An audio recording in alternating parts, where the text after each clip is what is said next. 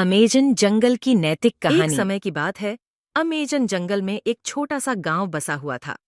वहां के लोग प्रकृति के साथ तालमेल में रहते थे और जंगल के संसाधनों का सही उपयोग करते थे। गांव का मुखिया वृद्ध और समझदार व्यक्ति था, जिसका नाम धीरज था। धीरज के पास एक युवा शिष्य था जिसका नाम अर्जुन था। अर्जुन बहुत उत्साही और साहसी था, लेकिन उसे हमेशा जल्दी में सब कुछ हासिल करने की आदत थी। एक दिन अर्जुन ने धीरज से कहा, गुरुजी, मैं जंगल के सारे रहस्यों को जल्दी से जानना चाहता हूँ। कृपया मुझे कोई ऐसा उपाय बताएं जिससे मैं जल्द ही सब कुछ सीख सकूं। धीरज ने मुस्कुराते हुए कहा, यह सही है अर्जुन, धैर्य और परिश्रम से ही सफलता मिलती है। धीरज और अर्जुन दोनों जंगल में गए। वहां एक बड़ा और ऊंचा पेड़ था जो सदियों पुराना था। धीरज ने अर्जुन से कहा, अर्जुन, इस पेड़ को ध्यान से देखो।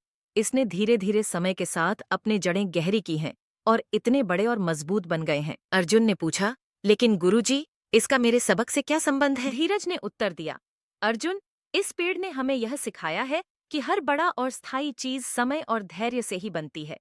अगर यह पेड़ जल्दी से बड़ा होने की कोशिश करता तो इसकी जड़ें मजबूत नहीं हो पाती और यह तूफान में गिर जाता।